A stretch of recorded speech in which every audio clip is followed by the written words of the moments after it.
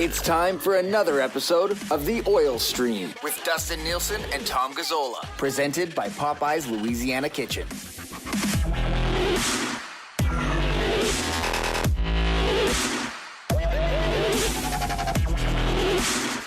Hello, everyone, and welcome to a game day, a playoff edition of The Oil Stream with Nielson and Tommy Gazzola, brought to you by Popeye's Louisiana Kitchen. Get your playoff chicken sandwich. You can get it at DoorDash, Skip the Dishes, Uber Eats, drive-through, 12 locations, 7 of them right in Edmonton. And we are a couple of well-dressed men here on the Oil Stream today. Tommy, how are you, buddy? I'm doing good. You look fantastic. It's very exciting. Like, I don't know what to do with my hands again. It's weird. I was on the hit Nielson show this morning. What a tremendous treat every week. I look forward to Wednesdays at 9 a.m. Shameless plug. But I honestly got on, Dusty, and I'm like, okay, relax. Like, I know it's game day. I know it's the first playoff game to cover. I know tonight's show is going to be big, and like, relax, dude. It's going to be okay. You've done this before many times, but it's still, you get wrapped up in it. If they lose tonight, your post-game show is going to be amazing. I don't think they will. I think they win game one, but that'll be something else. If you're watching on the live stream, subscribe to the podcast. Just find the Oil Stream on all your podcast platforms. I've added Oil Stream in 5 every day, Monday, Tuesday, Thursday, possibly the weekends. Just a quick 5-minute hitter. Here's what's happening. Boom. So you can get some content on the other days outside of our main episodes here. Repping the playoff nasty shirt today, Tommy. How's that look? Buddy, that is it's got money. The throne. It's great. I liked how you did the throne today on Tales of the North. Yeah. I mean, that is some craftsmanship. It was that's as far as I go. I mean, duct tape fixes anything, right? So it worked out well. That's what Red Green tells us. So yeah, held up good actually. And hey, maybe we're just getting started. Did I see a shield today? Oh yeah, buddy, full-blown shield. God. Yeah, it's pretty sick. We're trying to come up with a name for it as well. Yeah. By the way, a couple things about Tales of the North. Good on my payaso. Hernan and I like to call each other payasos. It's clown in Spanish. And he did a great job on Tales of the North with the swords that Eric uses. And I know he's like telling me, he's like, man, it's pressure. I didn't know when to use them. If I use them throughout when Dusty's talking, he didn't throw in the Tatar. And it was fantastic. And then the other thing, too, is like, I talked to Ryan about this. I'm like, you cannot include Did you call him out on it? Yeah, absolutely. I said at the rink, I'm like, what did he call himself? It was the, actually, I didn't mind the first part spine. Of it. It was withered spine. Yeah. I got to get it right here. Yeah, this is what he suggested his name should be. Sir Shoggy, withered spine, wise in the ways of the puck. No, just no. You can't do that. And first of all, to ask to be included is just that's where it just stops. Like, that's where you just close the door on him and say, "I'll see you next time for the mandate, pal." I'm gonna just trash him so hard if I include him in an episode of Tales of the North. It'll be good. I brought it up at the rink this morning. I think he felt some shame, but not all shame. No, not all shame. No, probably not. No, shameless guy, this guy. All right, Tommy, I mean, you mentioned you were down at the rink today. We'll be there tonight watching the game. It's weird because, there's going to be no fans there. You guys aren't in the room getting a feel for things, but any sort of buzz like down at the rink there with practice and stuff today? No, it was actually a pretty quick, efficient morning skate and nothing that really stood out. Dusty, I do have a little note to pass along in regard to fans. Talking to some people last night about this. I know I brought up the thing a couple months ago about the Oilers and OEG putting forth a proposal to AHS, and then that kind of subsequently broke more news. We saw Reed Wilkins put out some stuff. He put it in a nice way, cordially, because he is part of the broadcast partnership over at CHED. I was told that OEG and the Oilers are putting immense pressure on Alberta Health to get people into that building at some point and some point quick. We're seeing the vaccine rollout pick up in a big way, especially in Alberta. We're over half of people getting at least the first dose. So immense pressure is what I was told by this source last night. Huh. That'll be interesting. So, like, immense pressure. Let's get something in place by round 2. Do you think, like, if they get there? I mean, end of round 1, games 5, 7, something. Buddy, that's next week. Like, I that's know. next week. Hey, the Oilers. They're a business. They're very aggressive, and let's not kid ourselves. When they ask for something from the province, they generally get what they want. The only way that would work, though, is if the province loosens a bunch of restrictions. You can't all of a sudden allow 2,500 people to go to the game when you can't even go watch it with your sister or brother in the backyard. Right. Like, now, but Dusty, how many days away are we from things, possibly restriction-wise lifting a little bit here? Yeah, maybe a little bit. You're right. Right. So yeah. I mean, they're going to be like right on top of it, guaranteed. They want people in the building. They want money. It's business. I thought that would be noteworthy to pass along today. Is that why they've got the shakers out on the seats right now? Is that what's going on? I thought maybe those were all electronically powered and they could actually turn them on at some point tonight and they'd all shake at the same time. How cool would that be? It would be pretty neat. I mean, it's kind of cool first of all, it's cool to see people in the buildings. Like yesterday in Vegas, Carolina, that amazing, just how normal it was. And to see them cheering, to hear them, and not this pumped-in crowd noise that we've become accustomed to, I think that'd be cool. It's a nice touch, too. I'll give them credit to include that, and not just have black seats. You can see the little orange pom-poms. I like it, and hopefully we're seeing people shaking them sooner rather than later. Okay, you mentioned the crowd south of the border. I think it's led into some pretty intense hockey games here in the early going. There won't be a crowd there for game 1 tonight. It's the playoffs, so I'm sure just naturally a lot of these guys will have a little bit more jump. But Tommy, are we going to be going to Twitter in the first intermission and being, wow, these guys are beating the crap out of each other? Or are we going to see two teams sort of feel each other out here for game 1 tonight? I would love to be saying, boy, they beat the crap out of each other in the first period. I love that type of hockey, that playoff intensity. But, I mean, you look at Winnipeg and you look at Edmonton and they're high-speed, high-skill teams. Sure, there's physical elements to both sides, but I don't think it's going to be one of those. I would be pleasantly surprised if we do see that in the outset of this game. But I feel like it'll be the speed and skill and maybe nastiness, Dusty, maybe a little more nastiness as opposed to sheer physical play. I mean, we're going to see Zach Kassian back in here. So maybe he brings some of that element as well, the physicality. And I think if you stack up these two teams in terms of their physical play, I think Edmonton might have the edge in this regard. Yeah, that's what I was going to say. If it does get nasty, which team does it side with? Because you would think as an underdog trying to slow down some high-end guys, Winnipeg might want to muck it up a little bit. But you're right. I mean, Edmonton's got guys that might be a little bit more into handling things if things do get carried away. So this is the tough spot that Winnipeg's in. If you out-finesse them, if you try to out-finesse them, you're not going to do that against McDavid and Draisaitl. If you try to grind it out a little bit, not sure you're overly suited for that either. So it's a tough spot the Jets are in. I think that's why so many people see them as the underdog in this one. A couple of comments here on the live stream. And once again, if you're watching, sub to the pod, you fools. Find the Oil Stream on all your podcasting platforms. Ask Tom what it's like to be so damn manly and good looking. It's nice. It's nice. What a compliment. That's like 103% confidence boost going into game 1. So whoever set that in, thank you.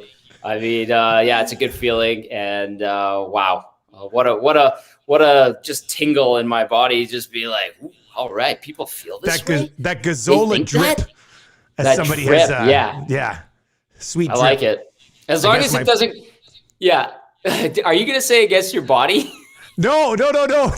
I said, I guess my Expos hat and playoff nasty shirt isn't doing it for people. What are you going to do today? It works for me. But hey, as long as it doesn't come off as arrogant, cocky, and like an obnoxious dickhead, then I'm happy. Because I've had people say like, man, you seem like such an asshole. And I'm like, what? Yeah. How rude. Don't worry, buddy. It does. If it wasn't you that said it, I would be very upset right now. That's because nothing I say is taken seriously ever. So it's good. All right. Okay, a couple other things to get to. We'll get to the Ken Morrison question of the day here in just a moment. there's been a lot of talk about Kassian getting back in the lineup in the bottom six, and I don't think we spent a lot of time actually discussing our expectations for Draisaitl, Yamamoto, and Nuge. Like the line that everybody was pining for all year. Put them together. Got them together. It was okay. I mean, it wasn't lights out like it was the last time when they were together. Tommy, what do you expect from that line? Draisaitl between Yamamoto and Nuge. Yamo, who's got 1 goal in his last 25 games. Nuge, who hasn't been great 5-on-5 this year. Draisaitl's obviously been lights out. What do you expect from this line starting a series together? Right. I think a reasonable expectation is for them to dictate the pace when they're on the ice, to get offensive zone time, to get scoring chances. And if you're an Oilers fan, you're thinking, for the love of God, Kyler Yamamoto, please put one of those glorious opportunities into the back of the net finally. He might, and I like his chance of doing that. I like the way he's playing. And, some people have said, hey, he shouldn't have such a long leash. He's doing a lot of things right. He's just not scoring. He's classic snake bit. So I think if they start off simple, Dusty, by tilting the ice, carrying the play, don't get hemmed in your own zone, I think that's a good start. And then let their offensive skills take over, find cracks in the defense, and really force things offensively. And if you can get it going and contribute and chip in a little bit, that's great. The Oilers special teams, if they get their chances, they should be able to take care of some offense. McDavid's line should be able to take care of some offense, maybe some offense from the blue line. But for that line specifically, start out simple. Make sure it's not in your zone. When you get into the offensive zone, do something with it. Let's dive into Kassian returning here. Hasn't had a great year anyway. Hasn't played in a while. Wasn't very effective last year in the bubble.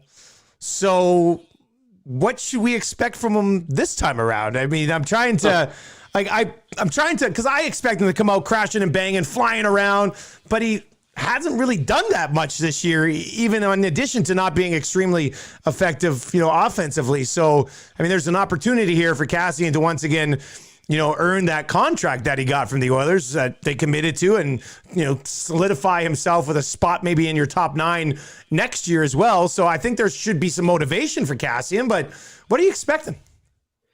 I mean, what Zach Kassian wants to show up tonight, it's really up to him to dictate how he plays, what he does out there. And, when he doesn't want to do anything, it's noticeable in the worst way. When he wants to do something, it's noticeable in the best way. And you're hoping that it's that second one where he wants to go out there and prove whoever is knocking him right now, because he has not performed. Let's not kid ourselves. This is a player I like when he's doing things effectively, being a menace, all those things, maybe contributing offensively, using the body. I like when he does that. But when Zach Kassian is not doing that, he's a shell of himself. He's ineffective. And it's really in his hands to dictate which Zach Kassian shows up tonight. He's not a guy that just falls into the flow particularly well. So I expect him to be engaged, as long as he doesn't get too overzealous and try to mix things up and cost the team with penalties and stuff like that. That's the Zach Kassian I'm hoping to see. And I'll even stretch it to expecting to see today. Oilers blue line, is there a significant advantage with what they have this year over what Winnipeg is bringing to the table tonight and in this series? Yeah, size, speed, skill, strength. I think overall the Oilers blue line's better. I mean, they have guys that aren't going to be playing that could be playing, and that's just something that speaks to the team's depth. And you stack up both blue lines, you go, well, Winnipeg has some pretty skilled offensive guys, but they're small. And one key will be the Oilers grinding them down, cycling the puck, getting on them as soon as pucks are chipped in deep. The Oilers have big body defensemen that can skate, that can move pucks, that can contribute offensively. This is something I think is legitimately a distinct advantage for the Oilers. Let's see if they use that, Dusty. One quick comment, and then we'll get to your Ken Morrison Remax question of the day. Probably safe to assume Tommy doesn't start Mikko in this series. Oh, boy. Yeah. Good assumption. Real good assumption. Seems about right. Right. Yeah. I mean, what a darling, but no, not even for a single game. Not even for a single game. All right, let's get to your Ken Morrison Remax question of the day here on the Oil Stream. If you're buying, selling, and maybe you're just curious, you want to dabble around the market a little bit, Ken Morrison's your guy. KenRMorrison.com, www.KenRMorrison.com. Let's get this guy some web traffic here in the postseason. Tonight in the intermission, hey, maybe we'll see what's for sale in my neighborhood. KenRMorrison.com, 780-993-4815. I don't know why I almost started talking with an Italian accent there, but I did talk. That was weird, wasn't it? I was just like, hey, is that my Zio Diego talking right now?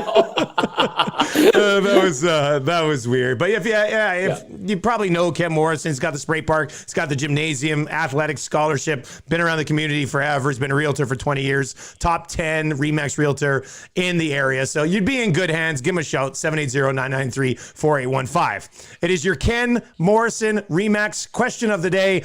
Tommy, people have been asking me this all the time. I'm sure you've got it a bunch already. With game one tonight, which Oiler has the best chance of becoming the Pisani of 2021? Who do you like? Well, I'm going to call it the Mark Letestu of 2021. Yes. 5 goals in 2017. He was tremendous. Great guy too. So the Mark Letestu of 2021, the Pisani, if you will. I'm going to take a flyer on this one, and it can blow up in my face in a hurry. And this guy might be out of the lineup by game 3, but I'll say Dominic Cahoon. Ooh. And, he doesn't really strike you as, like a playoff performer. You look at him and you're like, he gets kind of pushed to the outside. He competes, he's tenacious, but not always that effective. Sometimes, though, those types of players find ways in the playoffs, and however a series goes in the style, it just benefits them. So I'll say Dominic Cahoon here. How about you? Well, it's funny because I predicted on the Smash It Nielsen show this morning that Cahoon would score a goal tonight. So that would fit both of our narratives, which would be great. You mentioned Mark Letestu, so I'm going to kind of put the old Letestu spin on it here and go with the guy who gets to ride shotgun on the power play with all these guys, and that's Alex Chason. So I'm going to go with Alex Chason. If you're going to be out there on the power play, I mean, there are times when him moving his stick means he doesn't score. Like, just leave your stick where it is. McDavid's going to put pucks in off of it. If they do actually end up having a power play factor into this thing, I do think Chason will play a role in that. So I think there's an opportunity there that he has that maybe that none of these other guys do, with the exception of a little bit of James Neal along the way. So I'll go with Alex Chason as the Mark Letestu / Fernando Pisani of 2021. Let's see here. Oilers in 4 says James Neal. Robert Laguerre says Archie. Josh Archibald. Nice. Yeah. You'd have to have some pretty good 5-on-5 production, which is why I'm leaning on Chason on the power play. You're looking at a guy who's going to be riding shotgun with Connor McDavid. So, we'll see how it goes. Let's wrap up with this. That's your Ken Morrison Remax question of the day.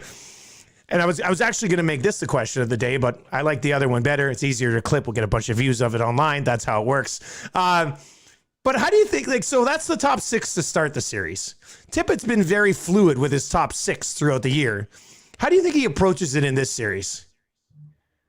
I don't know if he stays consistent. Like, if things aren't going well and the offense isn't there, then maybe he tries to stack up McDavid and Draisaitl. But, I mean, Winnipeg has good depth. Even with Pierre-Luc Dubois and Nikolai Ehlers probably out, they were wearing non-contact jerseys at practice today.